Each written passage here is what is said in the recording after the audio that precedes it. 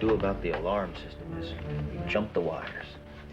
I jumped the wires on my last job, so a photoelectric cell got me. You can jump cells with a high-intensity flashlight. As long as it shines into the cell at the same intensity as the beam, you walk right through. There's no variation to trigger the alarm. None. Well, sounds pretty smart. Right? Wrong. All right, I'm stupid. All right, he says it, but does he mean it? No, he doesn't. He doesn't mean it. The man's 36 years old. Let him tell you how many years he spent in prison. 18. I spent 18. Hey, hold it. Listen to me. Listen to me.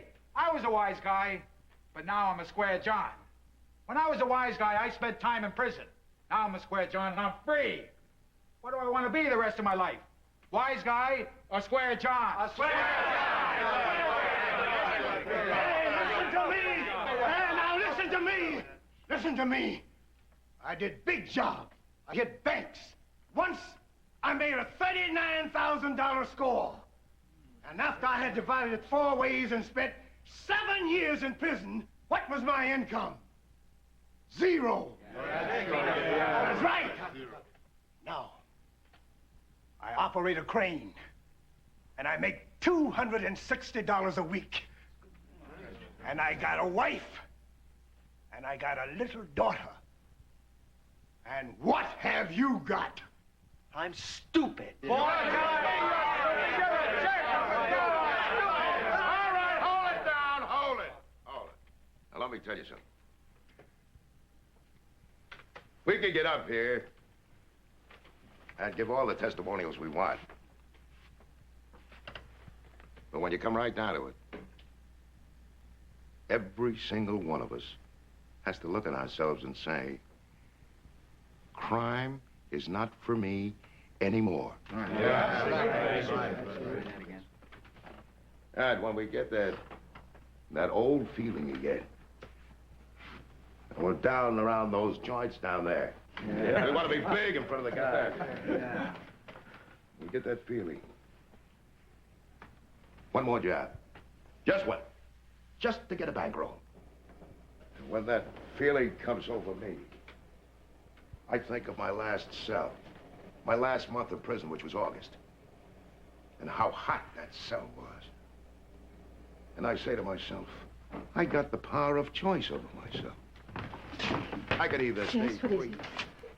Sorry to bother you, miss. My name's Kincaid. I'm a parole officer, and this is Detective Berger. Miss, we have a warrant here signed by Judge Futterman of Superior Court, granting us the power to search the premises of the South Houston Rehabilitation Center. The power to search these premises for what? One Raymond Kane. Well, you don't have to search the premises. He's right here. Mr. Gari, did you know he was still on parole? Parole? I hope you didn't know, Mr. Gari.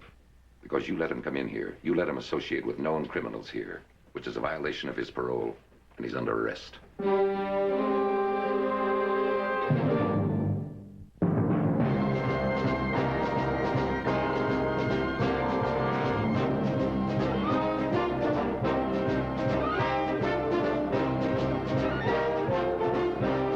Judd, for the defense.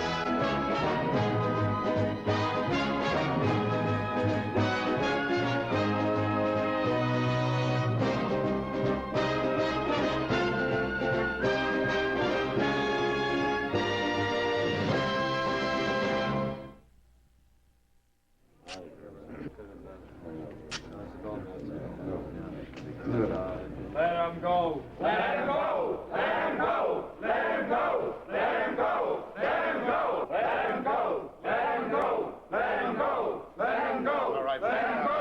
break it. Let him go. Break it. Let him go. Come on. Quiet down, all of you. Come on, quiet.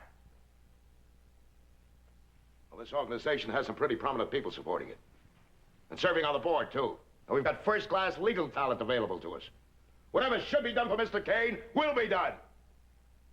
So what sense does it make for you to act like a bunch of cards? All right, gentlemen.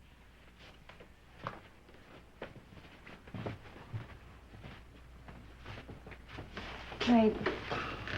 Don't worry.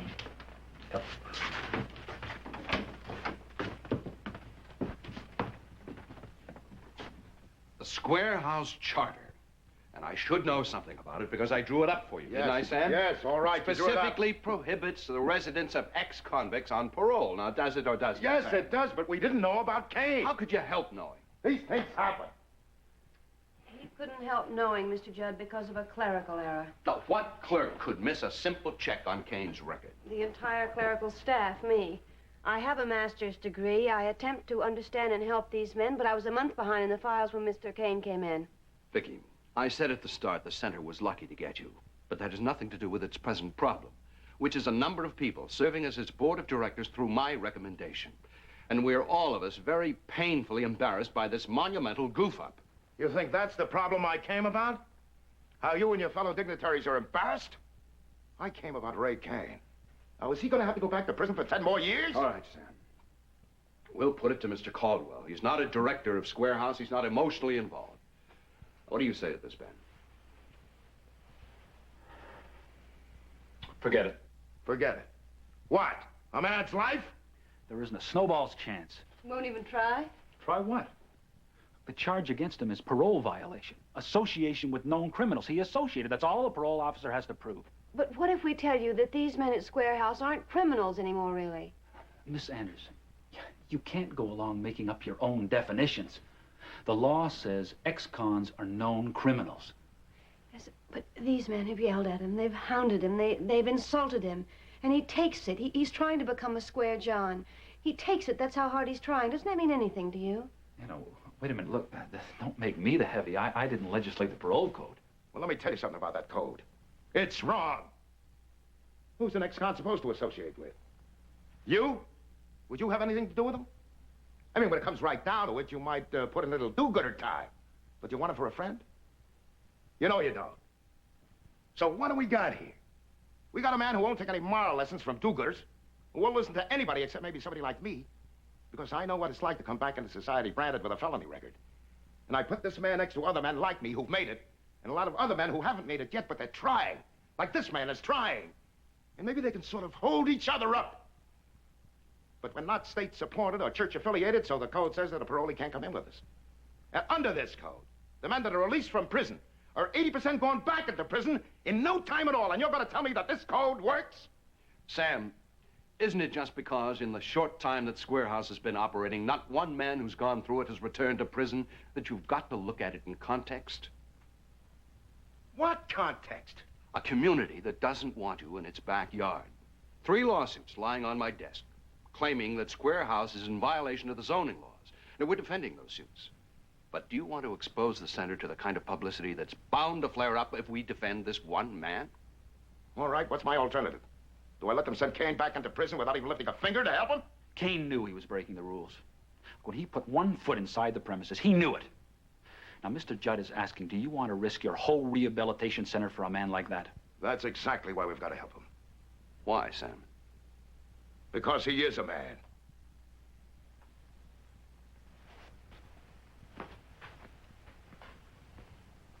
Ben, how do you feel about taking on the parole code? Will you go on, Mr. Judd? Thank you. Now, Mr. Kane, will you tell the members of the parole board how you've been supporting yourself? Raising cars. You like this kind of work? No, I don't like this kind of work, but I do it. I have to do it because you have to have a job to stay on parole, and I do it because I'll do anything to stay out of prison. I went to Square House in the first place because I heard, well, you know, somebody told me that it could help me. You want to hear something funny? Association with known criminals. I get a proposition a week, everything from armored cars to finance companies, and not one comes from the guys at Square House. Mr. Gary, how would you sum up what it is that you do for these men at your rehabilitation center? I tell them the truth. I tell them that society's not going to change for their sake. They're going to have to change if they don't want to stay out of prison. They can either nurse grudges and resentments or stay free. They can't have it both ways. And do you also encourage these men to develop moral values and standards? No, sir, I do not. Because cons like these have no morals. They never will have morals. They're a bunch of psychopaths. Hey, excuse me. That's an old-fashioned term I learned while I was in prison. The new term is sociopaths. Well, it means the same thing. A man born without a conscience. Now, you can't teach him that it's morally wrong to knock your neighbor on the head and rob him. He'll never understand why it's wrong. But you can teach him that it's stupid. So it's not a matter of morals. It's a matter of plain, greedy self-interest. And that's the treatment I give them. Gentlemen, I believe that we've established beyond any doubt what Mr. Kane intended by his association with the so-called known criminals at Square House. He intended only to help himself stay away from further crime. For this reason, I ask you first not to send him back to prison. Second, since the ordinary rules of parole so often fail, since Mr. Kane evidently feels strongly and sincerely that the only real help he can get is from Square House, I ask you to make an exception in his case and let him stay there. And that's all you're asking, Mr. Judd? That's all, Mr. Lund. I think at this point, Mr. Kincaid, the parole officer on the case, would like to say something. Yes, I would. I would like to ask Miss Anderson a question. Yes, of course. Miss Anderson, I can understand you not checking up on Mr. Kane when he first came to you. But after a while, Miss Anderson. I did check after a while, and I discovered he was a parolee, but that was only after he'd been with us an entire month. Why didn't you do anything about it then? Well, whatever my reasons were, they weren't Mr. Kane's fault. I don't see what possible difference it can make to this board. The difference is, Miss Anderson, that this board would like to know if you permitted Kane to stay at Square House because he threatened you. No. Then why did you let him stay? Because, don't you understand, I'd come to believe in him. You did, Miss Anderson. You, a professional social worker. Knowing the man's lifelong history, you developed this feeling in one short month? It had nothing to do with my feelings as a social worker. It was purely a personal feeling.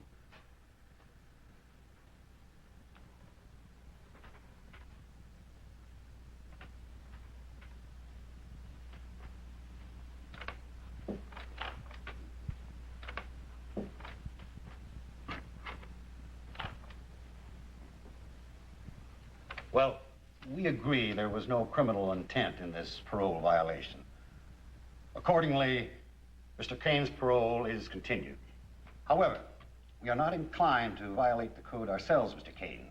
You may stay out on parole only as long as you stay away from Square House. Why don't you lock me up right now? Kane, are you saying you can't make it without Square House? No, he's not saying anything of the sort. What am I supposed to say? Nothing. You're just supposed to button it up and walk out of here while you can.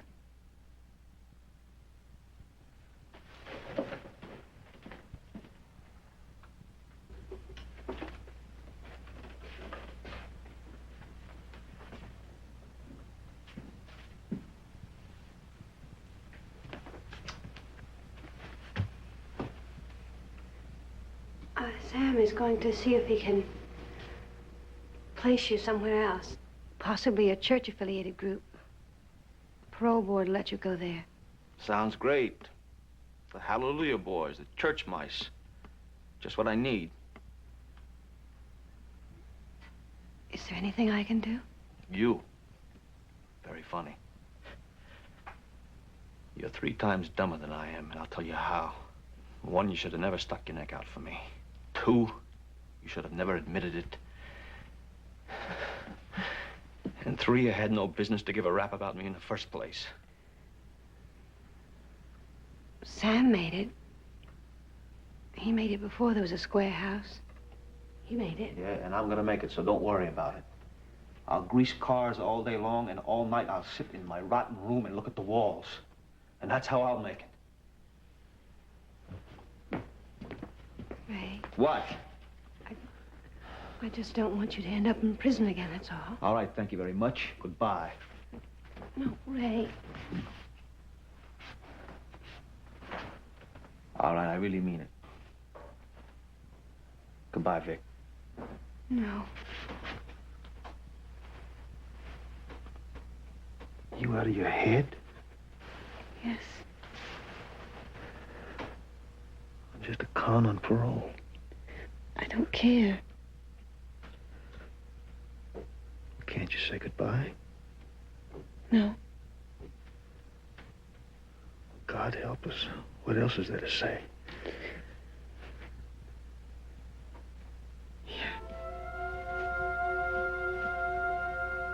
The keys to my apartment.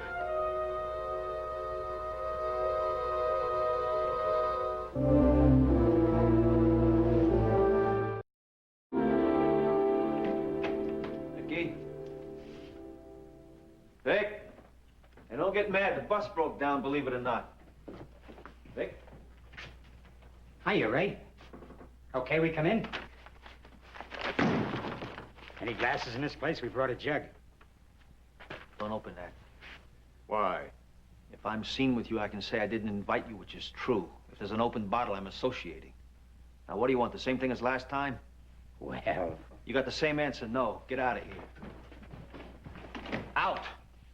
Okay, we'll get out. It's just that something new has been added. Take a quick look. Look, our floor plan, Ray. The whole layout, guaranteed accurate. Look, shows that the cashier's office couldn't be handier to the rear door. Shimmy, I told you I'm not interested. Look here. Wiring plan of the alarm system. Talk about a fortune on a silver platter. Fortune is right. Tell him the name of this place. Don't tell me the name. I don't want to know any names. You don't have to worry about accessory before the fact. Without you, there is no fact. We can't work without a real smart safe man. And you're the only one around. All the other smart safe men are all locked up. You know what's got to be in that safe on a Thursday night? 60,000, no less. He's satisfied with 10. The rest we split, just you and me, right? Right. Ray, a one-time score. One time and you got what it takes to straighten yourself out. Decent clothes, a car. I know you ride the bus.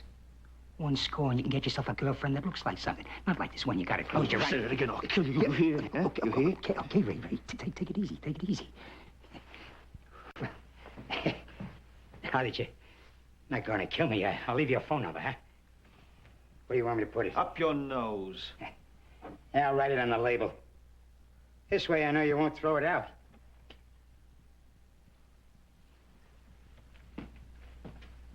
You can't afford this class of booze, right?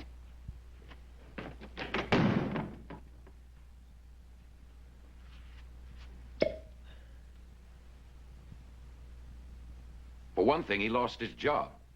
Do you suppose Mr. Judd knows that? I don't see how he could. Mr. Judd is in New York. For another, he's not actually residing at the address he gave us. Mr. Kincaid, look, we represented Kane just that one time at the hearing. We're not up to date on his affairs. In other words, you lent him just enough of Mr. Judd's prestige to keep him on parole. You don't care what happens to him now. All right. Please sit down, Mr. Kane, and bring me up to date.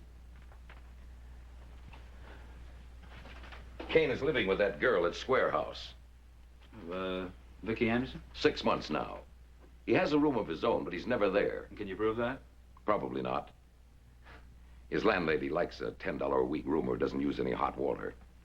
Besides, I feel it's none of my business what a parolee does in his private life, unless it leads him into statutory trouble. But losing his job, that's big trouble. And can't your office find him another one? Not right away. We've got a waiting list of men with approved paroles just sitting in prison because there's not enough jobs for all of them. This fellow seems to feel that any job we can provide is beneath him. As I understand it, that's why he got fired. He let the boss know. Can you actually prove that this was the reason? Mr. Caldwell, I didn't come here to have a tug-of-war over what I can prove. I came here to tell you that Kane cannot remain on parole unless somebody gets him another job. If you're interested, Mr. Caldwell. Are you interested? Yes. All right, then. By Monday.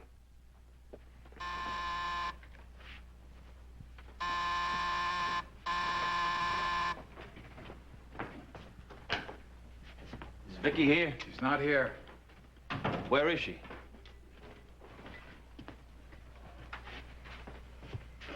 Hello, Otto. Miss Anderson's gone for the day. Well, how about Gary? Is he I here? thought you weren't supposed to come in here anymore. What do you care? It's my neck. His neck? Yeah. You hear that? Now you see why Sam Gary calls cons a bunch of psychopaths. The con thinks that whatever's happening in the world, it doesn't matter unless it's happening to him. We've got some more zoning law complaints against Square House, Kane. Especially after you helped us make the front page of the newspapers. We got people driving by, giving us the once-over. We got people looking through the windows with binoculars, hoping to find one thing wrong that they can make a big stink about. Don't you know what's wrong for you to be in here? Well, where is Gary? I have to talk to him. Gary in around now. Well, then let me talk to you. I got laid off my job. I have to have another one to stay on parole, you know. So my lawyer scratched up one for me today. Take it. No, I can't take it. It's an elevator operator. Yes, sir. No, ma'am. Tip your hat. I can't take it. Then don't take Then it. I go back to prison. Well? Well, if I can make a couple of bucks, I could get some good clothes and a car, you know, and a good job. A salesman, Otto. Clothes and a car, I could be a salesman. Get out of here. Do you mind, Kane? Before somebody walks in and sees you, makes a lot of trouble for all of us. Goodbye. Keep your troubles to yourself, huh?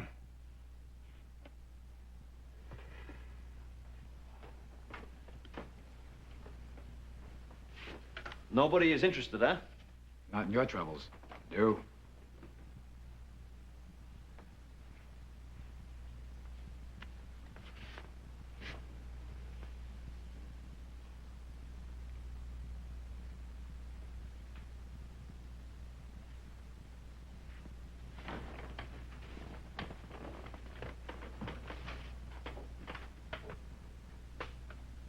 Why do you keep asking me where I was? I've been here for some time. Where were you when I needed you? What about my needs? I have needs, too. I can't always anticipate yours. All right. I was having dinner with an associate professor of the social sciences department. Okay, okay.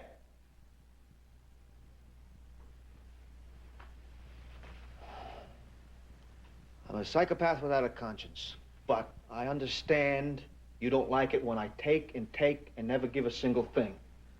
Well, I need you, Vicky. It kills me sometimes when you're not around. So why should you stay on a shelf for me the way things are? I understand that. So, let's get married. You serious? Of course I'm serious. I mean, people love each other. That's what they do, don't they? I don't know. Something I've been thinking about for 6 months. When you were at the Square House, I think I was in love with you. I think if you'd asked me then, I would have said yes. 6 months shouldn't make that much difference. It does. But you see, we've been together all that time. Ray, you don't love me. You don't love me. You don't love anyone. I don't think you ever will love anyone. You don't know how to give yourself. And then when you say, let's get married, I have to think, are you the man I want to have children with? Do I want to spend the rest of my life with you?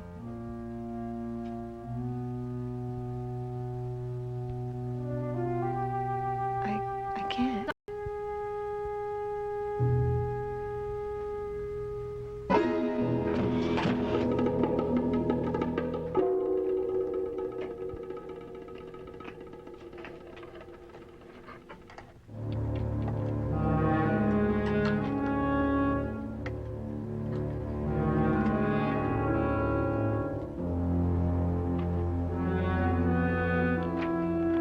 Come on, Ray, what's the matter?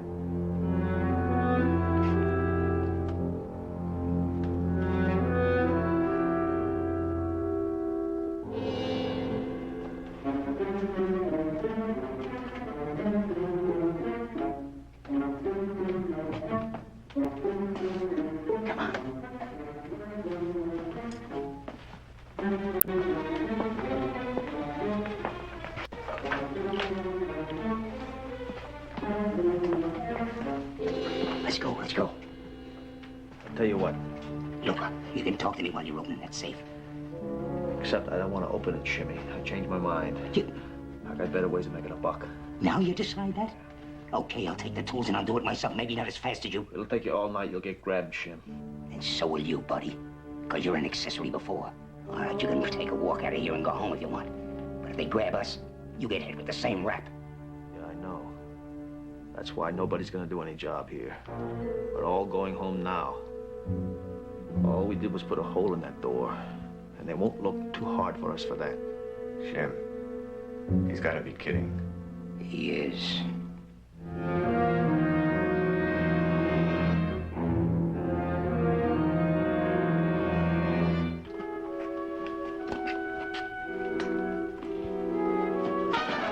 Put your hand down, Shimmy. And shimmy through that door out of here without disturbing the wire.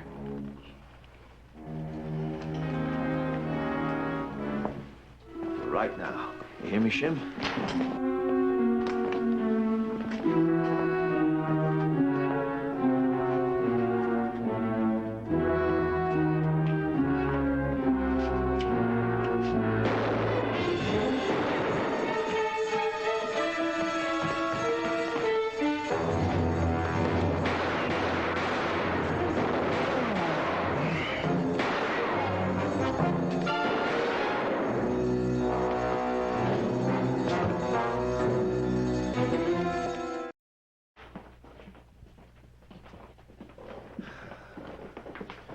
The victim's identified as Michael Jones, a.k.a. Shimmy Jones, 2 felony convictions. The DA's office expects to prosecute for murder 1. Sam, do you believe Kane really tried to stop the robber? Well, I've got to believe it. Because Square House is going up on charges right along with Kane.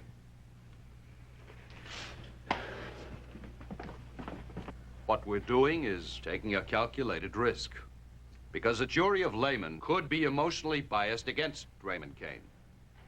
Because he's an ex-convict. And because lately there's been a great deal of discussion about the coddling of criminals.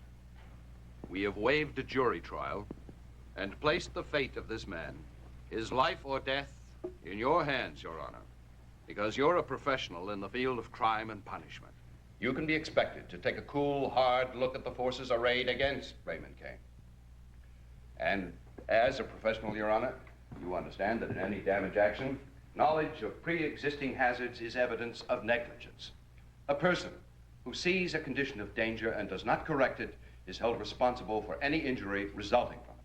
I submit to you that society, through its instrument, the parole code, not only knew of the pre-existing hazard in the case of Raymond Kane, but refused to permit him to ward off the danger by residents at Square House.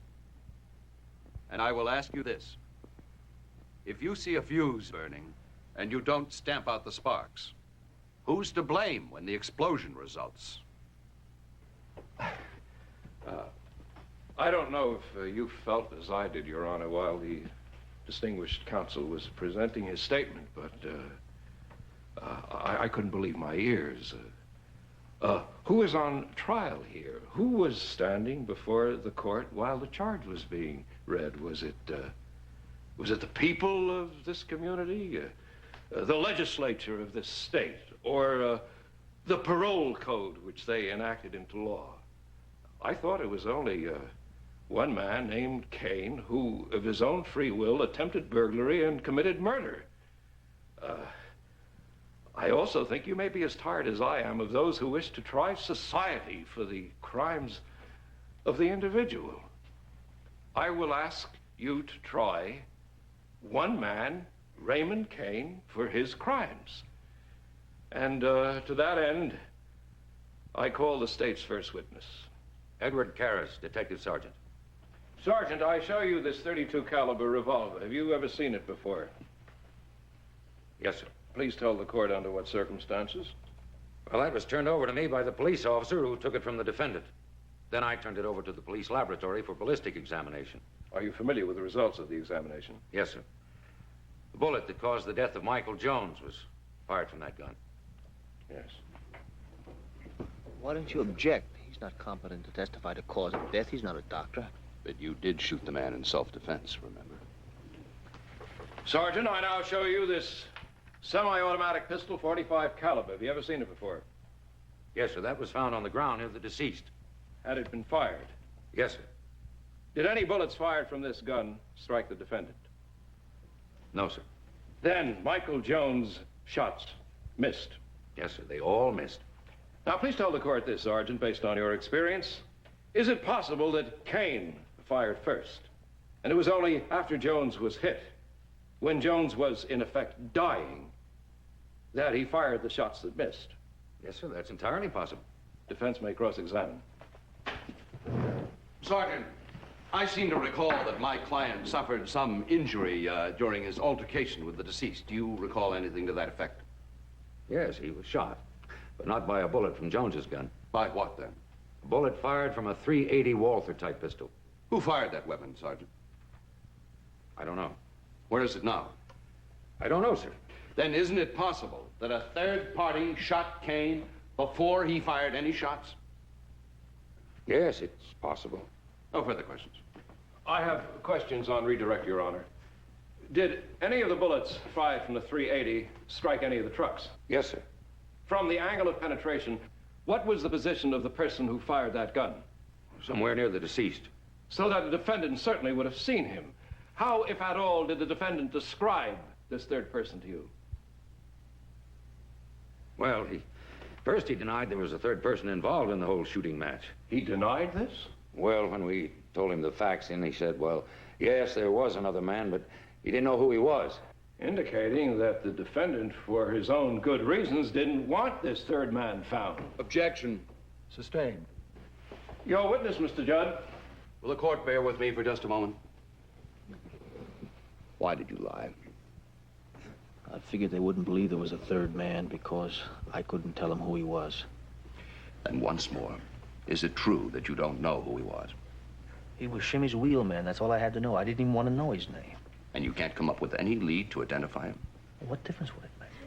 Kane, the DA is claiming that you're afraid to identify him because he would only prove you never tried to stop the burglary. He knows I did. That's why he shot me. And one last time, can you come up with any lead to identify him? No, I got no idea. I thank the court for its indulgence. I have no further questions for this witness. Mr. Kincaid, the defense has intimated that it would like to try society for the crimes of the defendant. You may be said to represent society, at least in its effort to rehabilitate known criminals. Suppose we put you on trial. What am I charged with? Well, let us say for failure to help Raymond Kane rehabilitate himself. Are you guilty or not? Mr. Rankin, I believe the entire parole system did everything in their power to help Mr. Kane. Nobody wanted to see him go back to prison. Will you please tell the court what, if anything, you did to help him? Provided counseling, provided a job, and above all, showed our sincere faith in Mr. Kane by releasing him years ahead of time out of prison. Well, I think that's quite a bit to do for a convicted criminal. Defense may cross-examine.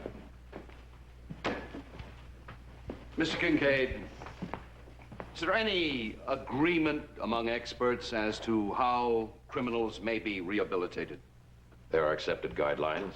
Such as the parole code? Yes. Under which Raymond Kane could not be allowed to live at Square House? Yes. Square House, apparently the only hope he had? I wouldn't say that. Mr. Kincaid, did you see Mr. Kane for counseling during the time he was at Square House? Yes. And would you say that at that time he was a man who sincerely and with all the power he possessed was trying to keep away from crime? I don't know that I can properly express an opinion along those lines. Well, Mr. Kincaid, you have several times been asked for your expert opinion on this witness stand. Why are you suddenly too modest to express it now? May it please the court, Your Honor, and with apologies to Mr. Judd, I would like to ask for a recess until tomorrow morning. For what reason, Your Honor? Why For the interrupt reason, this? Your Honor, that the .380 pistol has been found.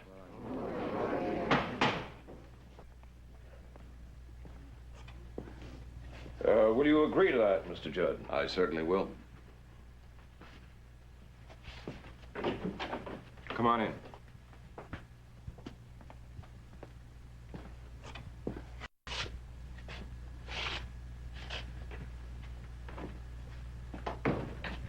Kane, you've just made a deal with the district attorney. I have? You are going to help in every way you can to locate the missing man by means of a confidential conversation with me and Gordon. This is Gordon.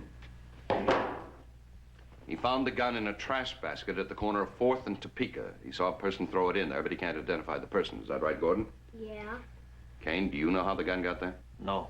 You ever seen this boy before? No. Gordon, you ever seen Mr. Kane before? No. Okay to come in now? Yeah! Yeah, what? That's who threw the gun away. And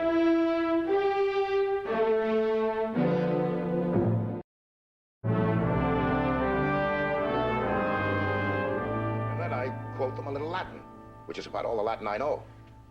The word repent, how it really means rethink. And I tell them, add up all your years in prison and divide by what you ever got out of crime. Then think things over. Well, Mr. Gary, if, as the defendant claims, he had such second thoughts about committing burglary himself, why would he try to stop his accomplices? Oh, because he knew he could go home and go to bed without stealing a thing. But if his accomplices went ahead with the burglary, he could get convicted and sentenced exactly like them. So he would want to stop him to protect himself. How do you know that Raymond Kane understood this fine point of law? Because I explained it to him when he was at Square House. I explained it over and over again to all of them. Now, Mr. Gary, I will ask you to look at the young lady who has just been brought in by Sergeant Karras. Do you recognize her? Yes, sir. Miss Victoria Anderson, employed at Square House as administrative assistant. Social worker, secretary, everything, sometimes even chambermaid. Thank you. Now, would you tell the court what connection Miss Anderson has with the case which is now before it? Yes. She made the same mistake the parole system made. She thought she could handle Ray Kane. The system thought that supervision would be enough, and Vicky thought that affection would be enough.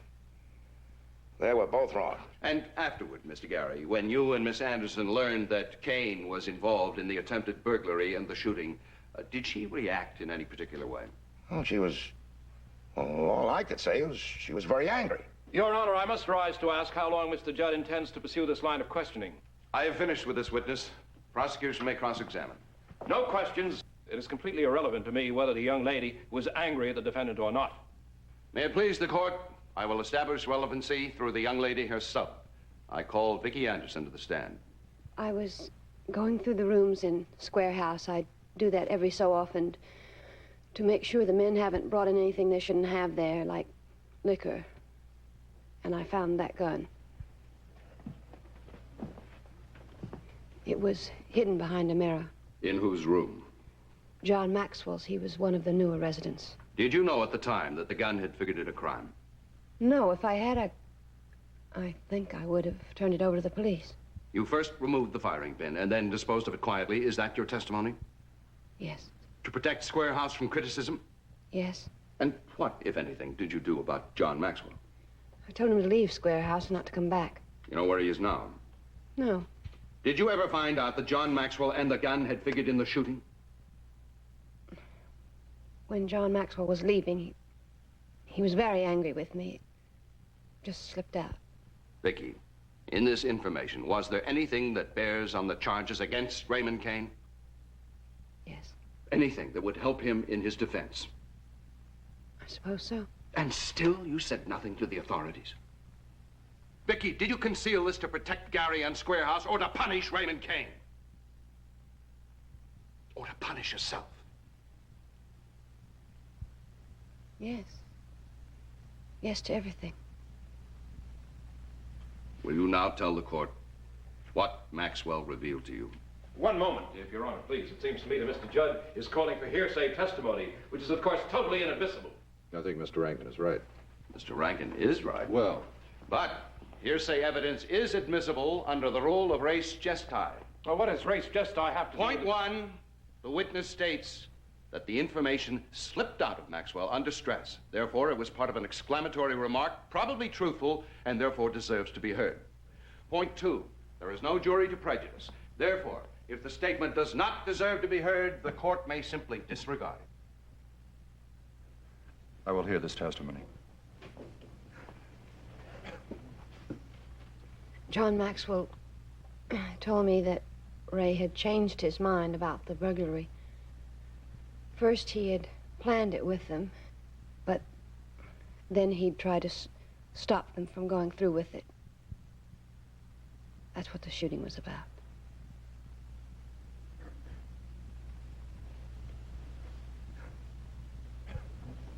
Now, I can't prove that Raymond Kane fired in self-defense.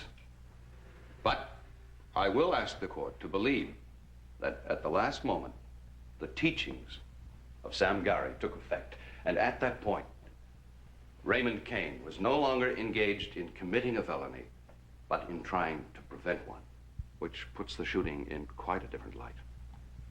I suppose, Your Honor, I'm really asking you to have a certain kind of faith. Faith in repentance, in rethinking. The kind of faith that this man has. I thank the court. This concludes my summation. I will render the verdict tomorrow. Court stands adjourned.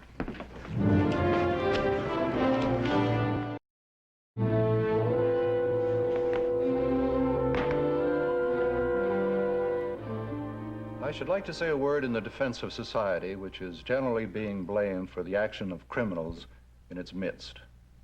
The drunk driver speeding down the highway may be also just an unfortunate product of the social pressures that shaped him. But whom should the courts protect? The drunk or the decent, sober, law-abiding citizens who must share the road with him? The defendant will rise. Raymond Kane, this court believes it possible that you did experience a change of intent regarding the burglary, and from that point on, you were no longer involved in the commission of a felony. However, this change came about too late. From many, many points of view, too late. It made almost inevitable the sudden, heated quarrel in the course of which you killed Michael Jones. I therefore find you guilty of voluntary manslaughter. I will pass sentence 2 weeks from today. Meanwhile, parole having been revoked, you are remanded to the custody of the warden of state prison. Court stands adjourned. What's going to happen to Vicky? Oh, nothing much. She'll help in the matter of trying to locate Maxwell and probably get off with a good scolding. But I don't think she'll ever be able to do social work again. It's too bad. Well, I figured I got off pretty lucky. Lucky? You're dreaming. With your record now, you'll never make parole. Well, at least you got off lucky. The judges could have said you almost came near to straightening me out. So I guess Square House is still in business, right? As if you ever give a rap for anybody but yourself. Oh, I wouldn't be too sure about that, Sam. He kept insisting he didn't know anything about the third man. That could have been to protect Square House, couldn't it? Could have been he never knew anything about that third man. Period.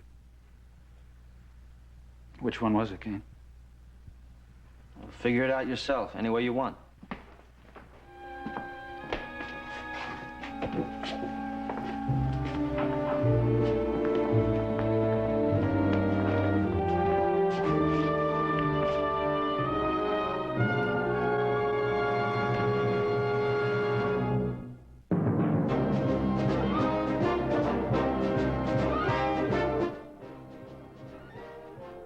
The best TV westerns are right here in TV Land, and you can see them all in one place every weekend when TV Land goes west. Coming up tonight at 9 Eastern, 6 Pacific, only in TV Land. Stay tuned. Another TV Land Crime Stopper is coming up next.